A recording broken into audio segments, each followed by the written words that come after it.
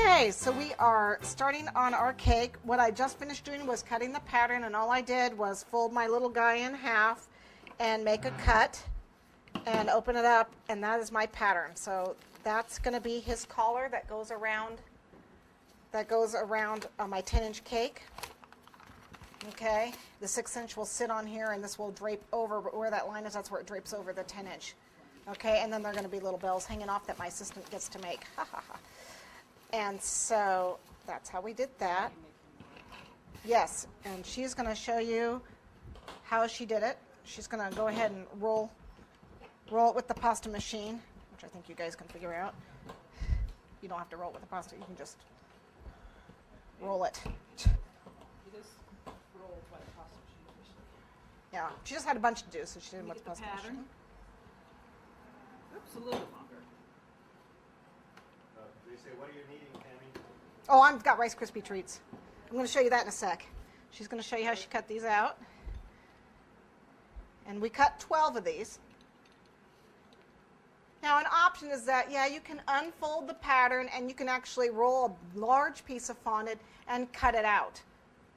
But, then you got to try to center it on your cake, and it's, it's a little more difficult. So Mary and I talked it over, and we decided that she would rather cut a bunch of them out instead of rolling out a large piece and cutting around like this and then trying to lay it on the cake. That would be difficult for us.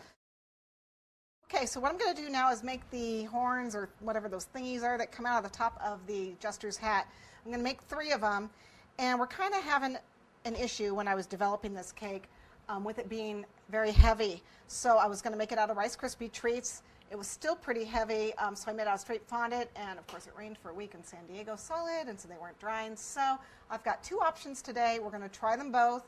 I'm going to show you how to make both of them, and then we're just going to see which one works. And then I have a backup plan if it still doesn't work with the cake. So hopefully I've got all my bases covered, and we will end up with a Groom's cake with little thingies coming out of the top of it. I hope so. What I did is I made regular Rice Krispie treats without the butter. It's just marshmallow and Rice Krispie. But I did add a little bit of white chocolate because I really wanted to be firm when it's set up. So there's a tiny little bit of white chocolate, probably about 3 or 4 discs. No, there's probably more than that. There's about 8 discs of white chocolate in a normal batch of Rice Krispie treats. Okay, that's what I did, just so it would be firmer when it's set. And what I have here is an 18 gauge wire, and this is about how long I want the little horn. It's gonna curl. It's how long I want it to be. So what I do is insert it. Into the center. Doing such a good job, aren't I? Yeah, let's do it this way. You rock. Yeah. It's close enough. Close enough to the center.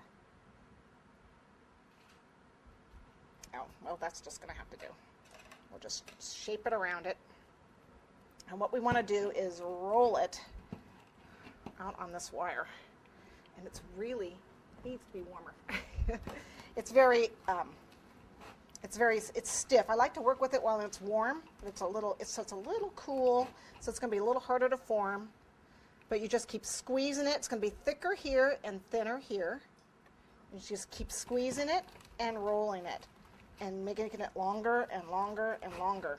Okay. The nice thing about it is if I didn't grab enough Rice Krispie treats, I can always grab more and add it on. But I want it fairly thin, because what's going to happen is I'm going to coat it with chocolate and then cover it with fondant.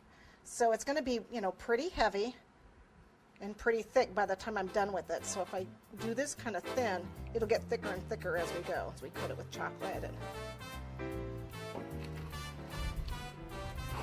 get it going. Work hard, work hard.